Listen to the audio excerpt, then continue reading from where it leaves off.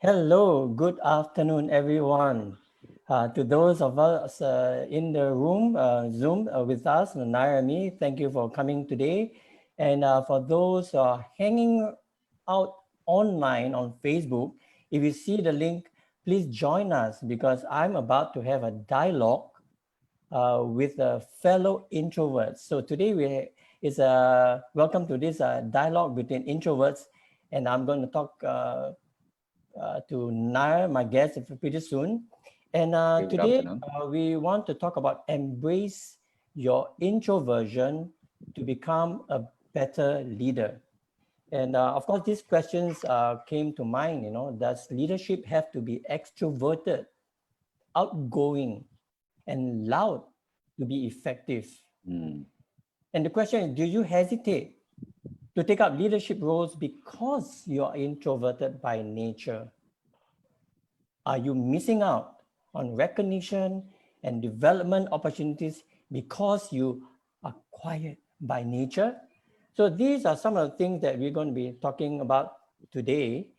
And let me welcome my guest today, Nair. He's a self-professed, proud, practicing introvert who has spent the last 10 years or more in his role as a leadership learning consultant and career coach. Thank you for joining us today, Sudhir Nair. Thank you very much, Mervin. It's wonderful to be reacquainted on this wonderful series that we have. I look forward to the conversation that we are going to have, and hopefully we get as many people on board who may have questions, who may have things they would like to share with us. Yes. So I look forward to it. Thank you Yeah, very much. we will look out for the questions in the chat as well as on comments on Facebook Live. And I want to mention that I spoke to Nara, 2 months back, right? Yes, you did. When we had our first dialogue, and we were talking about the transition, the Yeah. COVID-19, the Yes. circuit breaker and the pandemic, what have you. Yes. And so the keywords then were about adaptability, Yes. agility. So today let's focus on leadership. Yes. So if we have the slide, we can show our participants. Hmm. We will be talking about three aspects. The misconception people have or may have about introversion, and the reasons why introverts are effective leaders. That's what we're going to discover today, in case we always think the other way, that the extroverts are the ones who are effective leaders. And then the third will be where we'll spend a little bit more time is how we can tap on our inherent introversion traits so that we too can become even more effective leaders. So today we will be talking about the links between introversion and leadership. So let me ask Naya today. So why, Naya, do you think it's so important that we have this conversation today? I think it's important, Mervin, and thank you for raising the three key points today. I think it's important because, when you and I had a chat, we talked about how introversion for a very long time has been seen as something very negative. The idea that you're introverted is often seen as a fault, a limitation. And most people would seek to probably extract or draw upon their extroverted qualities in many incidences. So my own experiences over the years has been also similar, and I'm sure it has been for you as well, Mervin, because having spoken to many people out there who are introverted, I find that many of them are very shy or hesitant to raise themselves or say they are introverted. So it almost becomes a point where you would hear people saying, yeah, I'm introverted, so what do you expect? I can't do these things, I can't do those things, right? So I often found that capability and ability, for some reason, seem to be linked to whether you had extroverted or introverted dominant qualities, even in leadership, even when you're leading teams or whether you're at workplace. So I think it's important for people to understand that it's time to embrace our uniqueness, whatever it is. It's time for people to accept who they are but you can only do that if you acknowledge who you are first. So this dimension of introversion and extroversion is something that I personally feel is a very powerful way of creating impact when you actually tap on it. The idea is to have a good balance, to appreciate those qualities that we have, and then use it in the current context, especially now when we're still in a crisis. We're still there. The crisis is ongoing, and we know that this next normal, as we are calling it, right, requires us to actually be more of ourselves, not less of ourselves, right? So I think that's where the embracing of this is a good way to develop self-awareness. And I think one of the key tenets, or you could say the pillars of leadership, is when you have a high degree of self-awareness. And that's where I feel we should start. Thanks. Yeah, that's setting the tone for our conversation today. Yes, it is. Thank you. Yeah, and for some of those who are aware, and Nair is aware, I've been running Introverts Network Asia 7 years now. And now and then I come across individuals, when they just joined us or they attend the meetups, and we talk about this introversion. So two things happen. One is there'll be a group of people who say, oh, you shouldn't be labeling us. And then there's another group of people who say, oh, I'm introverted. I wish I was not. So I become very troubled. Nah, I mean, you're nodding there. I'm nodding because it's quite familiar. Yes. So I feel a bit troubled when the person say, oh, I'm introverted. I wish I wasn't. So I for myself, in my mind, if I'm close to the person, I'll have a chat. If I'm not, then I will find a way for us to discuss the topic about appreciating, you said, acknowledging introversion. Did you have some experience like this from your students and your course participants? Well, interestingly, before I answer that, you mentioned a key thing there about labeling. Yeah. Now, in this age and time when people are hoping to be very politically correct, the idea of labeling is something that people don't do. As you know, but then again, the reason why we do label it, and I use that word very loosely. In fact, it's not even labeling. It's more an acceptance of who you are, the qualities that you present because of your introverted approach to life and the way you live and stuff like that. So it's not a label, right? A label sounds very negative. It's almost like you pigeonhole someone and then you add to their weakness, right? So let's also address the fact that when you accept who you are, it's not labeling. Yes, I like that. We talk about embracing. It starts with E, but exactly. You gave me 3 words starting with A. It's accepting, acknowledging, accepting. So to acceptance and acknowledgement. So yes. I like that. So since you brought that up, maybe we'll just move on and we try and look into some of the misconceptions that people may have about introversion. And then maybe some of the observations that we have. So we put up on the slide some of the key points. So let's see how we want to discuss this now. I can share with you some of my observations over the years.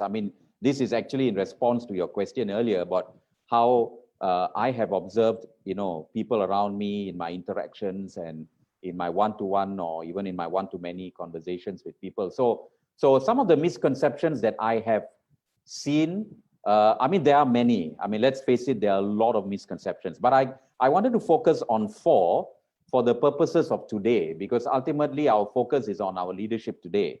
So I felt it's important for us to focus on the 4 that has troubled me the most, or the 4 that I felt was very significant. And keeping in mind the key word is misconception, which means that you could even call it a myth, that it's not true, right? And that's what it is. Now, first off, I'm sure you've heard this before, Mervin. In fact, I've personally heard, in fact, I've actually used it also before, where I felt that, look, introverts or being an introvert, you don't really enjoy being around people.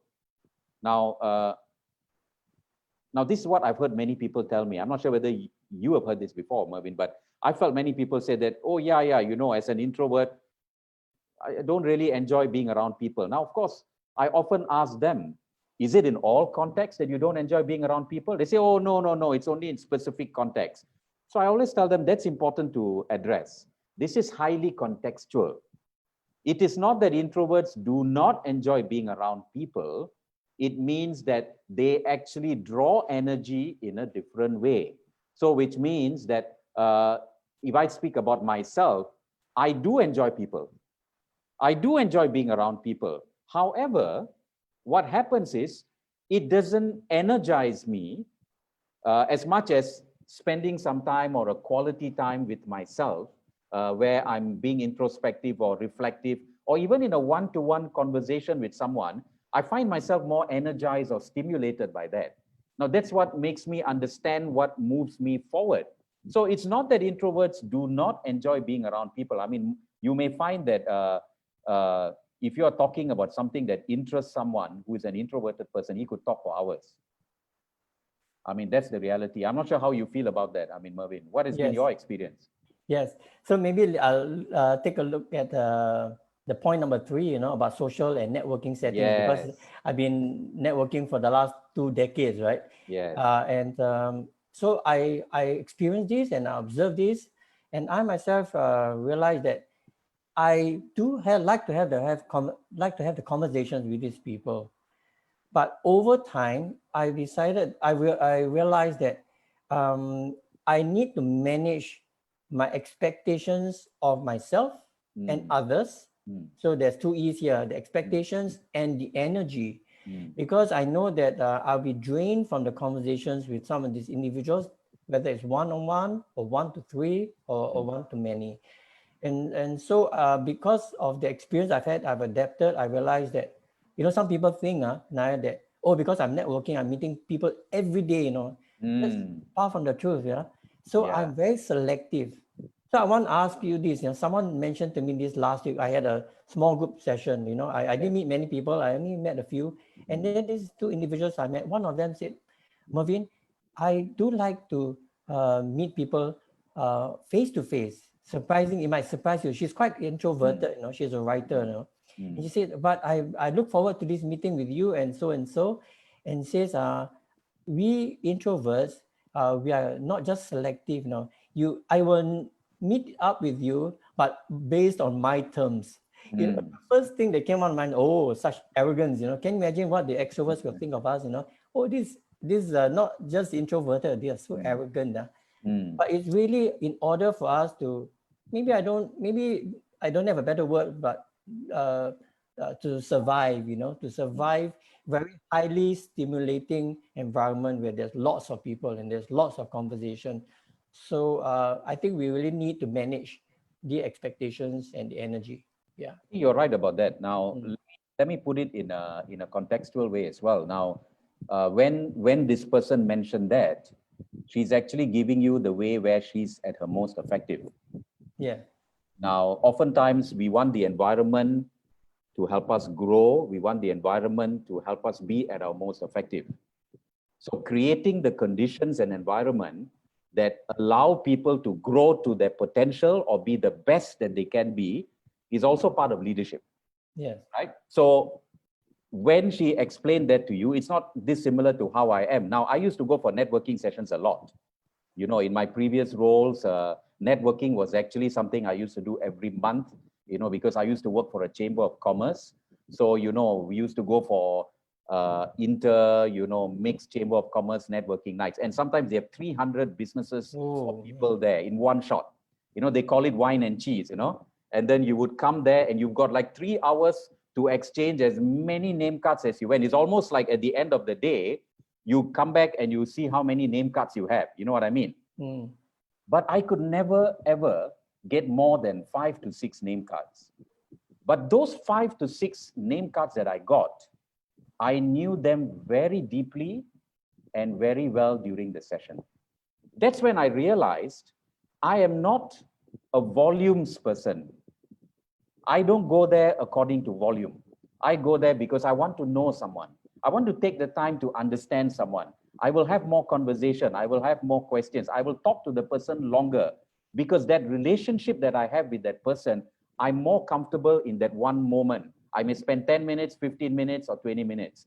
But I found this to be the way I operate at my best. And I used to wonder why. People used to tell me, oh, you're not effective. They say, oh, how come you don't go and speak to 30 people? How come you only got 5? But I found that when I started to embrace the fact that this is the way I'm at my most effective, I became very good at it. Then it didn't become something that I was shy to admit. And in the end, I actually also started to help other people to spend more time having deeper, meaningful conversations, because eventually people need to remember you. So that only happens when you spend enough time with people. So you're right. You know, we as introverts you may think not like people, but it's not true. We believe in taking time with people. That may mean that we may spend longer time with 1 or 2 people. Maybe we prefer face-to-face, smaller groups. You know, that's just the way we are at our most effective. Yes. And just as an end to that idea of a misconception, because people assume that we are shy, we are awkward, because people assume that we do not enjoy people and we are not effective with large groups of people, there's a tendency to believe that we cannot be good leaders. Yep. Yep. So we will come. Yeah. We will go into leadership soon. Yes. I want to welcome those who've just joined us here on Zoom or watching us on Facebook Live. You are here with us on Dialogue Between Introverts. And so my introvert guest here today is Sudhir Nair. He's a leadership learning consultant and a career coach. So now we were talking about misconceptions. So why do you feel it's important for people to be more aware of the introversion? Why can't you just let us be, you know, say, hey, that's the way I am, you know, or even extroversion qualities? Why do we need to be aware? Well, you know, the basis of awareness is basically to acknowledge. I mean, that's awareness. You know, you can't be self-aware without acknowledging the different sides to you. You know, what makes me me? I mean, there's no way for you to say, I have got a high degree of self-awareness without first taking the time to look at your strengths, your limitations, your challenges, right? And there are different dimensions in which you can identify yourself. You know, you got psychometrics, you got your DISC, you got your MBTI, you got your very different ways in which you can actually identify yourself. Now, introversion and extroversion, interestingly, is part of a psychological analysis of you originated from the Big Five. You know, Carl Jung and a Big Five, where, you know, you look at your extroversion and introversion qualities and how open you are to many things. So there are multiple facets to how you can identify yourself. So it's important for people to always begin there. Know who you are first, because only then are you in a good position to be effective in the way you communicate, in the way you develop relationships, in the way you express yourself. You can only do that effectively if you are more aware of who you are. So that's why it's important. Yes. So just now we talk about networking, we talk about interacting. Yes. So it's not just in events, but it's also in the office settings, you know. Yes. I mean, now we are mostly online, but in the office settings, but also online, it will be the same, right? Interacting with people. You're so, right. Perhaps we can just move on and talk about some of the reasons why you and I think introverts are potentially effective leaders. Yes, I mean, I think you know what we've just discussed earlier on would be a nice lead up for us to explore, and I'm sure many have their own reasons as well. But I think in conversation, these are some of the reasons why we have felt introverts are and tend to be effective leaders, especially in different contexts, especially in the context that we are now. You know, you mentioned that there's lesser face-to-face contact. I feel that these reasons that we have here also explains who we are as introverts, but they also explain why we can be more effective leaders. And let me share that with you. And of course, you know, Mervin, I would love to also hear your observations, and you know, if you have anything to add to that. Now, would you agree, Mervin, that as an introvert, and from the introverts that you know, I mean, I speak from myself as well, we tend to be a more questioning type of personality. Would you agree? Oh, questioning type. I thought we would be observing more and wait for others to ask the questions. Well, we do observe, but before we actually make decisions, yes, a lot of times we tend to ask a lot of questions. Yeah, I think we ask ourselves the question first. So that's when we think a lot, and so we deliberate, as you mentioned, in the third point there. We deliberate on the subject. We deliberate on the project or assignment that's in hand. The new assignment that's thrown on our desk. So we deliberate and we think, and so we really want to go deep into what's all this about. What's the objective? Who are we reaching out? How many people can we impact? So all these questions come to mind.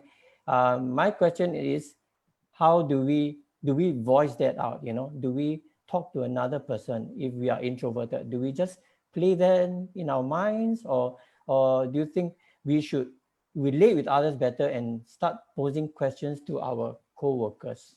Now, that's an interesting question. Now, because we are talking about your role as a leader, it means that it has to go beyond just yourself. Now, you are right, because right at the top there, for those who can see, I did mention that we tend to begin with more reflective and introspective questions. We tend to feel it's important to build the why first before we start doing things, right? That's very important. Before there's buy-in, it's important that we ask ourselves the question. Now, as a coach myself, or as a facilitator, or even as a manager or leader, these are the things that you need to be in a position to tap on when you talk to your people. Because keep in mind that other people also would like to be more reflective.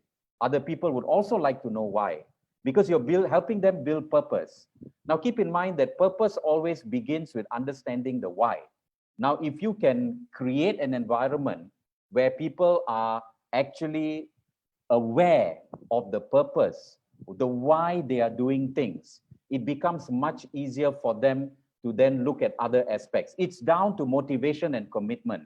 You see, as a leader, there are three things that you need to be able to create in an environment. One is you need to be in a position to engage your people, right? That's very critical now. You must be in a position, especially now with a virtual platform. The biggest challenge for many leaders is how do you engage your people? Because it seems so detached, right? So engaging your people is so important. The next thing you need to look at is you need to identify what motivates your people.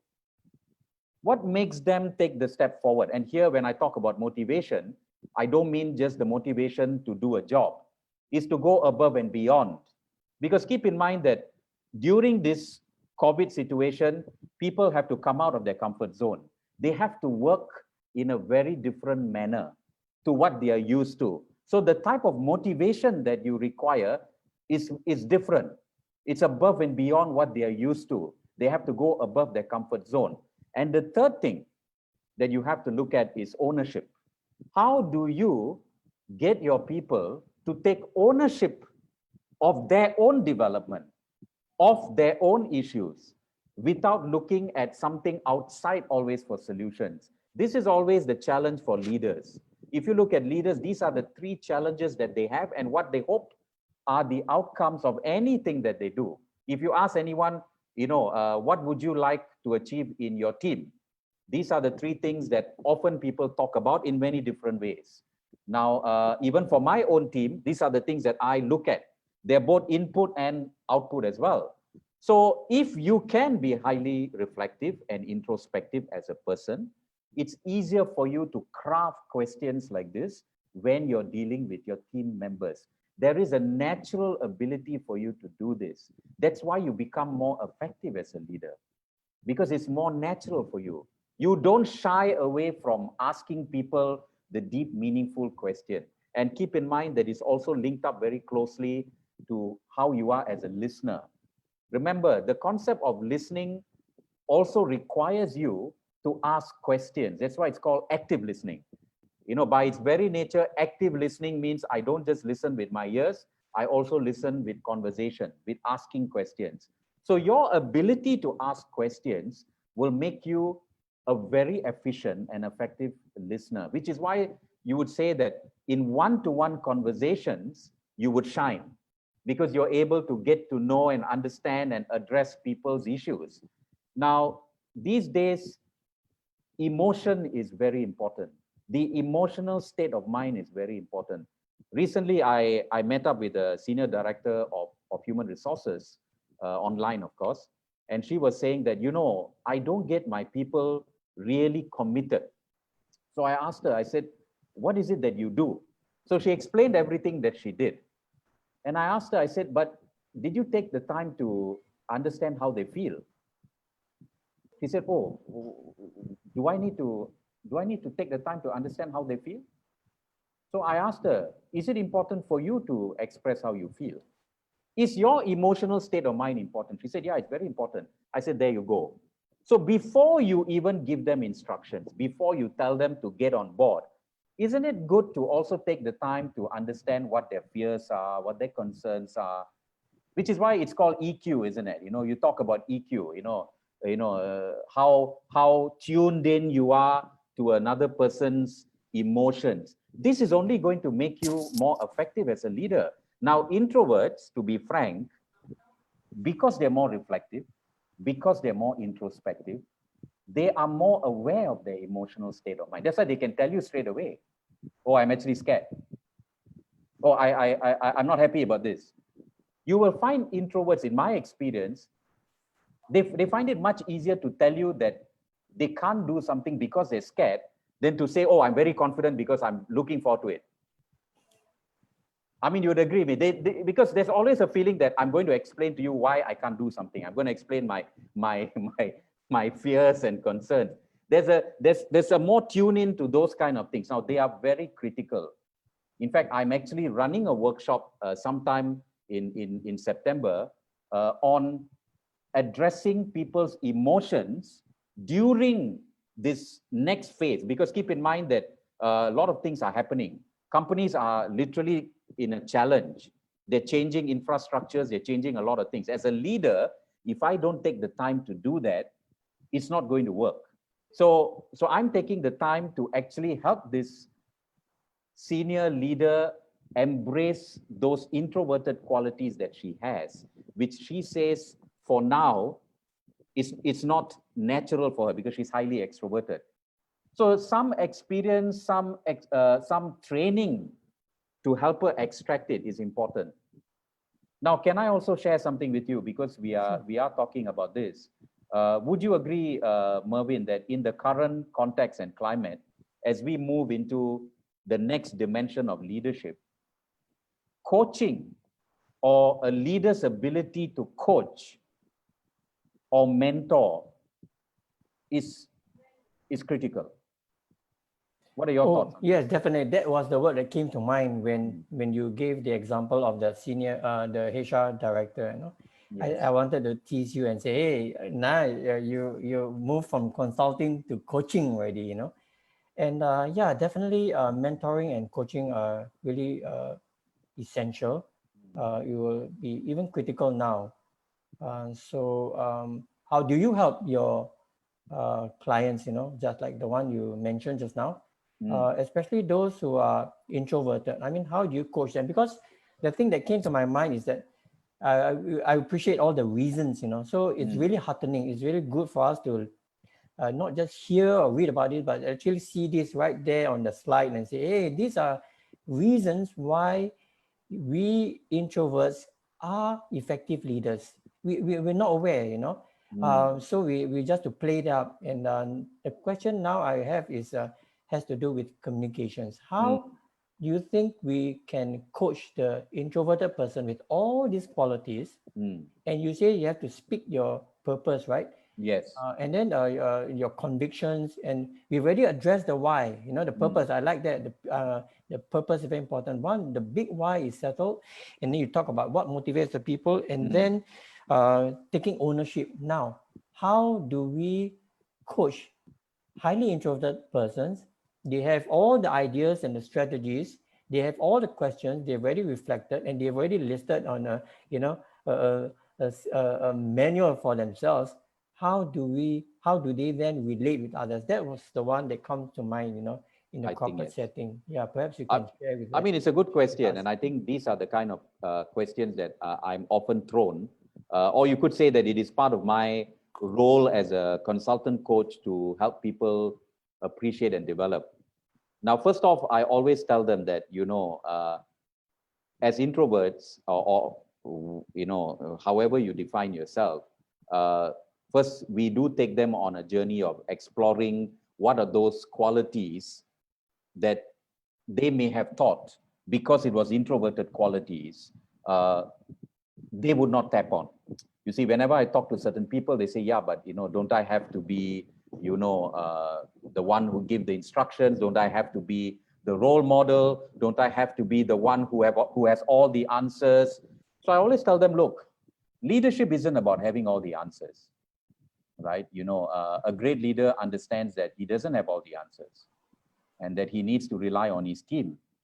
And, you know, the team are a resource, and they come with their own knowledge and input. Now, the only way you are in a position to do that, right, is to let people know first and foremost, if you are an introvert. Now, it's important for people to understand who you are and not be shy about it, because in that understanding comes appreciation and empathy. And also, it also allows people to open themselves up to something different to themselves. Now, when you talk about diversity, for example, the concept of diversity also relates to whether someone is introverted or extroverted or an ambivert, not just about culture or race or religion or stuff or language. You know, diversity also looks at whether you are a person like this, whether you are highly introverted or not, because it means that one size does not fit all. That's the key thing to remember. One size does not fit all. And in your team, if you have multiple levels of introversion and extroversion, it also allows you as a leader to then change the way you communicate. Remember, when I say one size does not fit all, it means how I effectively communicate and build relationships with my team members. So for example, if you know someone in your team is highly introverted, the way you would converse, the way you would build an environment, the way you would communicate would be very different from someone who is highly extroverted. Because what drives that person who is highly extroverted, what builds ownership and commitment will be very different from a person who is highly introverted. And you have to recognize that. You see, everyone wants to be valued. There is no employee I know of, right, who doesn't want to be valued. There is no employee I know of in my own experience who feels that, who doesn't want someone to understand and appreciate who they are. I mean, in an ideal scenario, you may say that, yes, it's wonderful, but can we do that in a working environment? But have you realized, Mervin, that nowadays, when people assess or review their leadership effectiveness, it is often built around how those other people have interacted with them, not how you have interacted with them. It's how others feel about you, which is why, you know, companies spend tons of money on engagement surveys, you know, where they get their staff to kind of rate how the managers have been, how the leaders have been. And I know some companies that even use it to address how effective their leaders are and whether they need to go for training or are there competency breaks.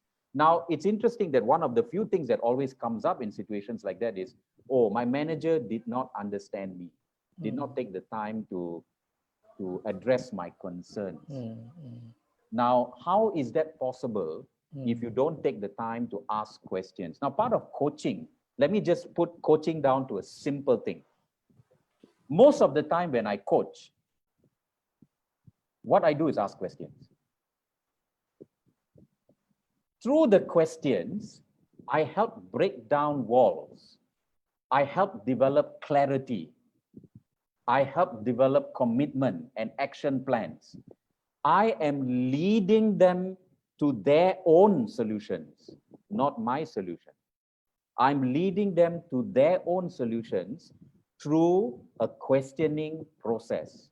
Now, I have found this to be something that I'm naturally comfortable with because I'm highly introverted. Because I tend to ask myself 1,000 questions. So now it makes it easier for me to kind of ask those questions about someone else. Because I know what might make people react in a certain way. In fact, I can tell you that in some of my coaching sessions, I find people even tearing, crying, getting emotional.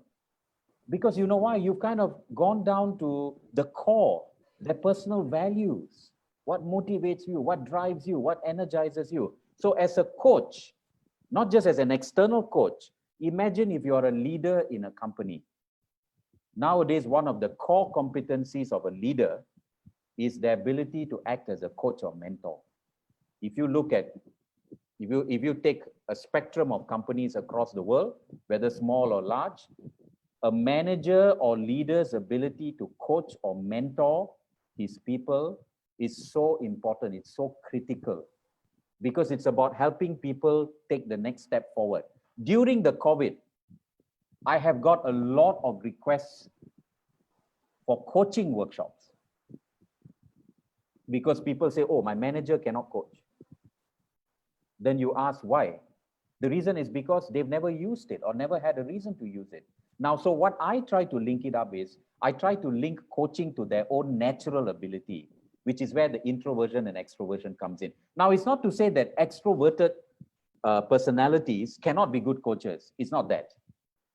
They also have a style of doing things. It is also your way of addressing it. It's to create the right balance, you know, where you are able to extract. You know, the concept of agility is to be able to extract sides of yourself, apply it when it is needed. That's what agility really means. If I don't need to use it here, I don't use it. But if I need to use it, am I agile enough? So the concept of adaptability and agility only comes when you are aware of who you are first. What are your limitations? That's why you might have to go for training, competency development. You may have to go for one-to-one coaching to unlock this in you, because some people cannot sit in a big group. In fact, introverts learn best in a one-to-one session. I learn best in a one-to-one. Many people I've met who are introverts tell me that I prefer one-to-one coaching rather than sitting in a workshop. I mean, if we open it up to people as well, I know they can share their experiences, but in a one-to-one session, I find introverts tend to enjoy that conversation more, right? I found that extroverts prefer the group dynamic because they can feed off the group. So I think coaching is the right approach, the right way forward. And what you need to understand at the end of the day is that introverts tend to also speak with purpose. Now, someone told me recently as I was chatting with someone, he said, oh, you know, I'm an introverted person, so I don't talk much. So I said, is that true? Is that really true that you don't talk much? He said, yeah. I said, but how can that be? So I said, if I ask your wife, would she say that you don't talk much? She said, no, my wife will say I'm too talkative. I'm chatting about all kinds of nonsense. I said, so how is it you are saying that? He said, oh, no, it depends. I said, so what does it depend on? He said, no, it depends on what I'm talking about. I said, there you go. It depends. A lot of it depends. If you can engage in a conversation with someone about something that they are invested in, oh, they can talk for hours. So as a leader, if you understand that about your person, imagine how effective you can be. Even the way you run meetings.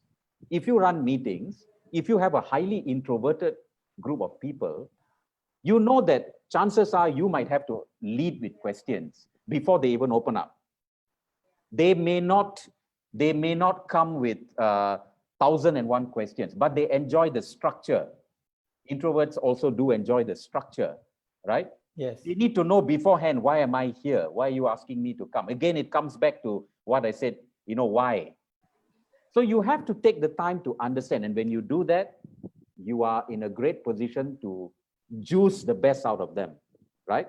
So I think that's important. Now, so the way you tap on the introversion quality is to first tap on those things that make you more of an introvert. You know, your questioning, your ability to listen, right? Even your ability to facilitate. Now, this is important. Now, on a few occasions, I've had managers, in fact, I would say human resources managers coming to me and saying that, do you think it's important for my managers or leaders to be good facilitators? Now, of course, when we think of facilitator, we think of trainers like me. Oh, you're a trainer, you're a good facilitator. That's one definition of facilitation. Facilitation means also my ability to lead a group of people through discussion so that I can problem solve. Brainstorming, for example, is a very important session where if you're a leader, your role as a facilitator is so important, right? So it's not just about instructing or presenting. It's about creating a more collaborative process where people can decision make, come up with ideas. Now, as a leader, your ability, right, to actually facilitate, ask more questions, you know, hand it over to someone else. Now, before, Mervin, I just want to get your point of view. Would you say that introverts don't need to shine? They are not the kind of persons who would prefer to be in the spotlight. Speaking from experience and what I observe, and of course I've interacted with leaders or managers, team leaders and all that. A lot of them, I'm speaking for myself, you know, I really dislike it when I was running an organization and they recognized me. And I remember this person telling me, oh, you're the poster boy, you know. So I say, oh, no, you know, and I still, you know, try and change the conversation and try and brush it aside. So I personally, and I know some who really prefer not to shine. So of course, maybe shine may mean flamboyant, outgoing, charismatic. But I believe that we can show some of our charisma, you know, just now you mentioned some of the inherent traits that we have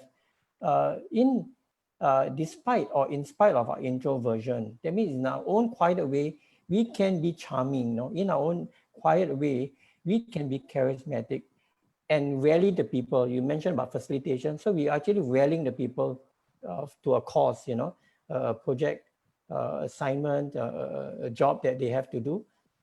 So for myself, I think I rather not be in the limelight, if that's what you're asking. Well, to be frank, that's one of the critical competencies of a leader. You see, a leader should not be telling someone, what can you do for me? A leader's role primarily is to help unlock the potential of others. That means it's not about my own gain. It's about helping others gain their own potential or gain their own knowledge. So what you just said is, yes, introverts don't see the need to be the life of the party or, you know, the spotlight. Whereas typically, you know, you find extroverted personalities, they often are, you know, the life of the party. They come in, you know, they sometimes lead the conversation a lot. They sometimes want to have all the answers.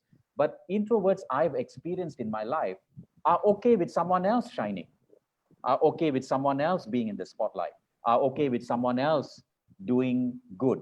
Now, that to me is so critical as a leader.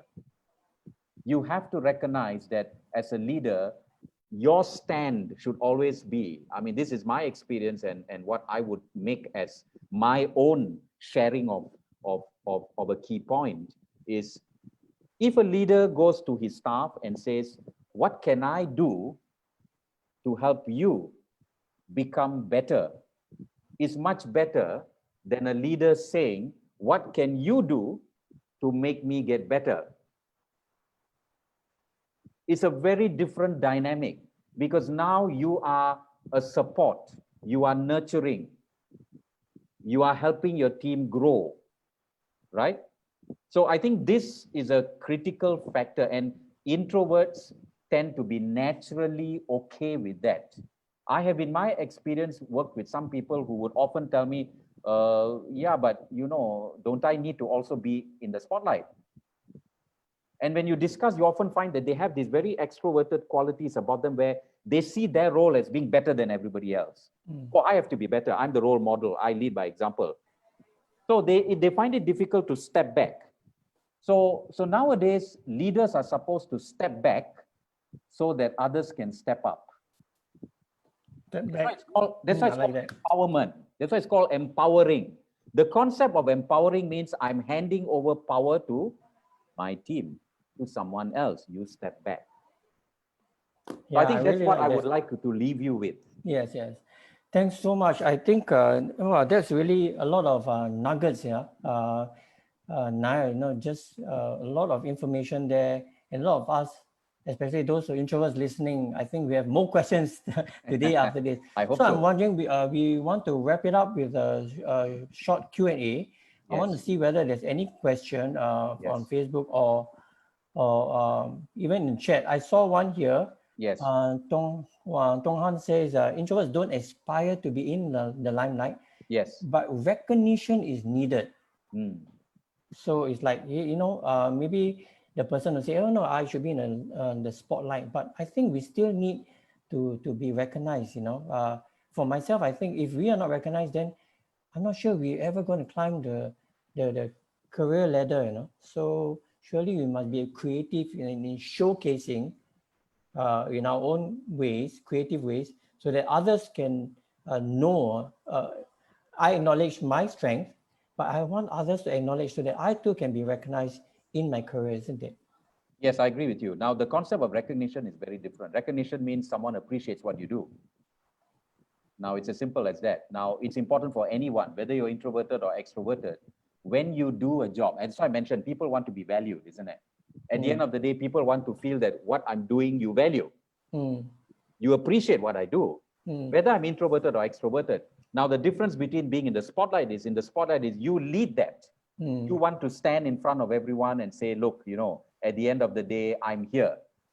Whereas recognition comes with someone else saying it about you. Someone else saying, Nair, you did a good job. Thank you very much for sharing what you have. As opposed to me going out and saying, oh, well, this is what I did. I did a wonderful job. I did a great job. This is who I am, right? So I find this the big difference. Recognition from someone else, whether it's your boss, your team members, whether it's family, is a critical part of how we feel that what we are doing is important, as opposed to me boasting it or shouting it out. So that's the difference. So I agree. Thanks. I'm slightly amused. Neha and Dean say that they don't mind being a spotlight. And I kind of agree with them that not all introverts don't aspire to be in the limelight. But what I like about Dean saying that if the light shines on me, hey, I'm okay with it, So let's go with this ride, So, but what he's saying is actually true. You don't actively seek out the spotlight. If it falls on you, it does not mean that you're going to suddenly shy away. And it also depends on the context. Now, when I'm in a training session, if I'm in the spotlight, I'm okay with it. Because in that session, I'm leading it, I'm there. I don't mind being in that situation. But there are certain situations when I'm in my office environment where I don't need to be in the spotlight. I can be the back end. I can be the unsung person. I can be in the background. So yes, I do agree. Now, maybe some introverts do not shy away from it because it's part and parcel of what they do in a particular context. So I can agree with that. Nothing is black or white. That's the key thing to remember. Remember, there is no pure introversion and pure extroversion. Yes. There's no 100% introvert and 100% extrovert. It's always a balance. So there will be elements, and then you also have ambiverts. Ambiverts have a mixture of both, right? Yes. So what I'm saying is, you don't want to deny your introversion. Bring it forward. Great. So two questions that came up. One is, because we have Q&A now, those in this Zoom meeting, if you want to turn on your video, this is the time you want to ask your question and make yourself audible. Neha has a question on recognition, but before that, Hi, Nia. We found mentioned on Facebook, say, must introverts adapt? So now we want to take that first, yeah? On Facebook, must introverts adapt the extroverted qualities in order to succeed? Yes, I mean, an introvert must not deny all aspects of himself. Remember, one of the things I said is, introversion is not extremes, right? There are qualities that extroverts bring or extroversion brings that are also important. Now, it is all situational. Now, let me make it clear that it is situational. The ability to adapt means I'm able to rise up, right? I'm able to rise up and respond in a way depending on what's required of me. So let's take the COVID as an example, right? If you remain the way you are and give it as an excuse, oh, I'm introverted, so I cannot do it, it's not going to make you effective. Now, keep in mind, the word that I use is effective. The word effective means whatever I'm doing is fit for purpose. It's fit for the situation. So we have to understand what makes us either introverted as a more dominant or those extroverted qualities. And we must be in a position right at the beginning. What I said is we must be able to extract those sides of ourselves for the situation. It's what makes us agile. So yes, adaptability and agility only comes when we first acknowledge our strengths and limitations, but also we are willing to learn and improve where we need to improve. Yeah, thank We you. must improve, right? That's Yes. important. Sorry, Nia, sorry to keep you waiting. Yes. Hi, Neha. Yes, your question, or you want to raise a point on recognition, right? Yes, please do. Go ahead. Yes. Hi, Sudhir. Hello, Marvin. Hi, Hi. everybody. Yes. My question was to your point about recognition, Sudhir. Yes, please. Um, is recognition different for extroverts than it is for introverts? As in, like, okay, nobody likes to boast about it. That's like, maybe that's the case with introverts, but is that generalization that that's what I'm trying to understand, like in terms of recognition. How is it? You said it's different, but how is it different for extroverts? Okay, I'll share with you a personal experience when I was managing a team. And, it was defined that there were some who were extroverted and there were some who were introverted. And I asked this very same question you're asking me. I asked them, I said, how would you like to be recognized? What would make you get excited, right? Now, it's quite interesting that the extroverted person said that, give me a chance to share my stories and give me a chance to talk about my achievements,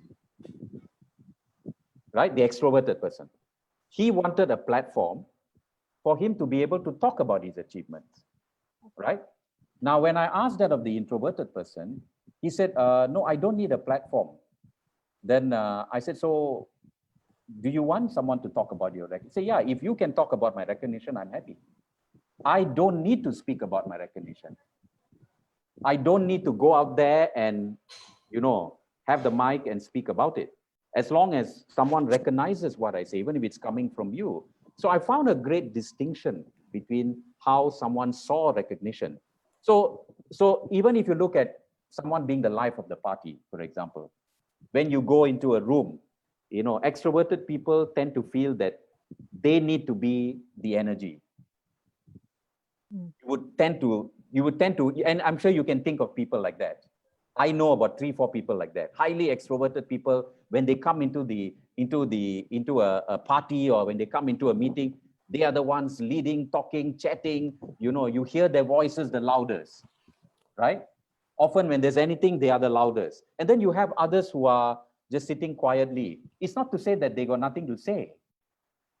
But you find that when you have a conversation with them, they have a lot to say. They may not start off that way, but you can have a very decent conversation with them.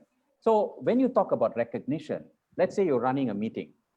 If you have highly extroverted person, right, when you actually ask questions, or even if you don't ask questions, you raise the issue, they naturally come out and tell you things. I'm sure you'd have seen that, right? You find that they naturally come out with things. They'll say, yeah, we should do this, we should do that.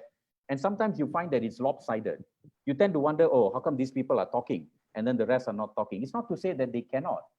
The introverted person would like you to recognize that they are in the room, firstly. Yes. That's very important. You need to recognize that they are in the room. So the first thing you have to do to recognize that they're in the room is to acknowledge that they exist. Yeah. So calling their names, asking them questions specifically will change the whole dynamics. And then you will see them starting to step up in conversation. That's their recognition. I ran several meetings this week, and then just I think a couple of days ago, I call out names, and I know these are the introverted ones, right?